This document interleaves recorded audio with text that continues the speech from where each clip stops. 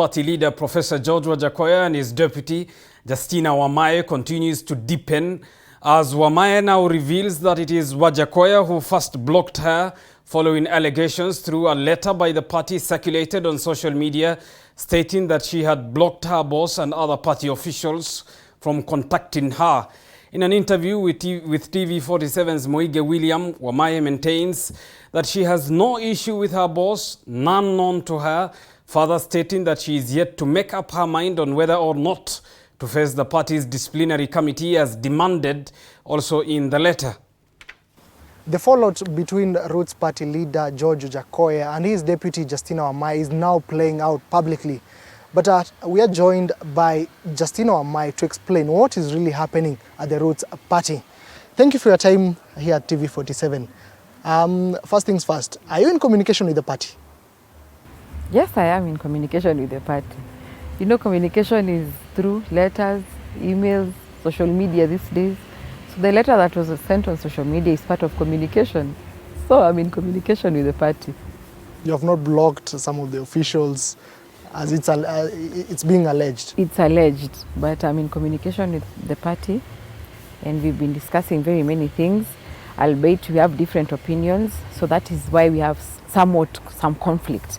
But you know, difference in opinion doesn't mean that something is bad. We need to move away from the politics of if you do not agree with someone in the party, you move out. William, we have 80 political parties in this country, as opposed to what we have in developed world. The Democratic Party, the Republicans, Conservatives have been there for over 200 years. What have they been doing different?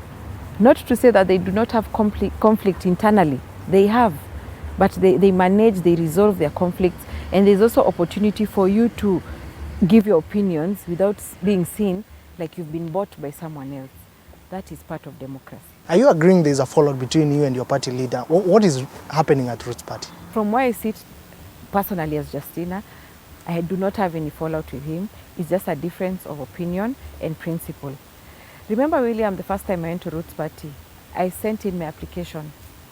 There was an interview. And during an interview, there's a question you're always asked. Do you have any question to the panelist?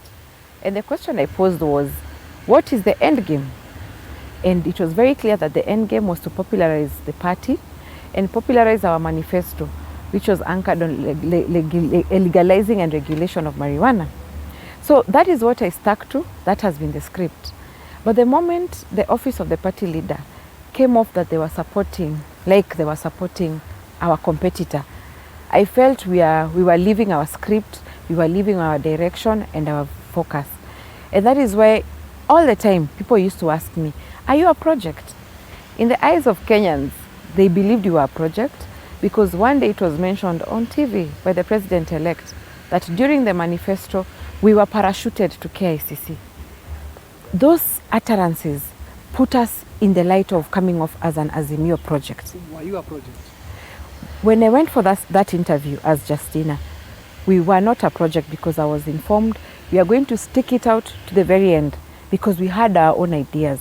We had our own principles as a party.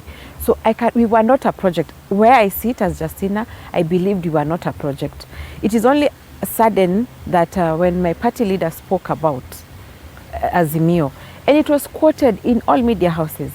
And Kamau, it was not once, it was 3 times. I never spoke about it. There's a constituency of people who came to Roots Party because of Justina. They wanted to hear my voice.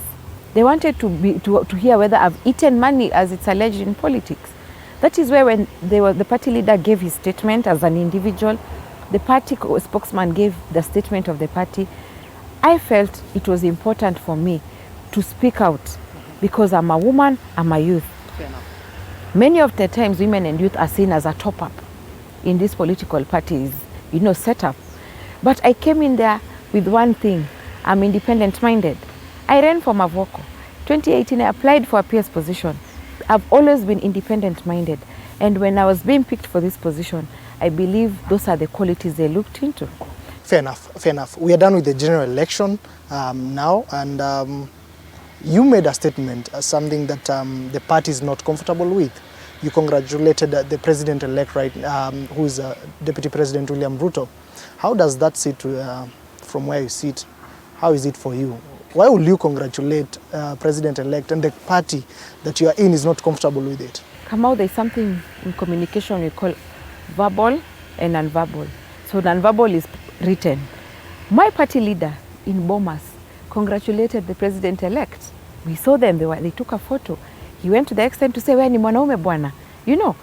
And na wakasalimiana and a photo was taken. I took the cue that he had congratulated the President-elect. Myself, I did the same. Because when I look at the global context, geopolitics, everyone else was congratulating. And remember, in Bomas, we were seated with my party leader. And when the 4 agents were called, chief agents, to sign, our chief agent went and he signed that he was satisfied with the results. If at all our chief agent was not satisfied, if at all the whole process had challenges, our chief agent would have briefed us. But we sat there, all of us, the 3 of us, and when he went, we asked him, "Umetoka wapi?" "Nilikuwa nimeitwa kusign form 34C. You get? So the moment our chief agent signed, and he didn't sign on his own mandate, it was for the party. We had accepted that we had lost the election. That is one thing. And he congratulated him verbally. Mine was non-verbal. So what is the problem now? What we're avoiding, or what I'm avoiding, Kamau, is that politics need to move away from coming off like you're not being honest, like you're deceitful, like you want to bash an institution because of your failures. Fair enough. My last question to you, we have seen the statement made by the party, and also you responded to the same. Among the issues, you're being told you return the official car, and other things you're being told to hand over and also face the disciplinary committee. From where you sit, will this happen? Will you face the disciplinary committee? Will you return some of the party properties? Let me first clarify. I have never been given a car or accommodation. I was named as a running mate in April 20th. And that same week, towards the end of April, allow me to quote a media house. Tuko did an interview on me, on what I've been doing. I am in the business of excavation and supply of building materials. William, if we own machines, can I not own a car?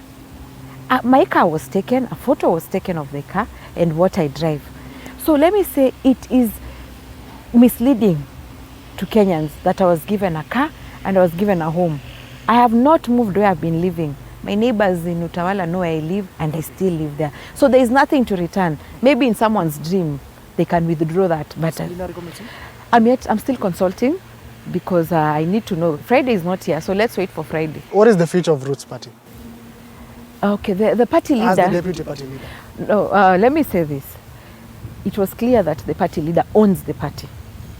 So for me, I believe being the owner of something, you can do whatever you want with it. So he is wiser in terms of what is the direction of the party. Yes. Okay, thank you for your time. Thank you, William.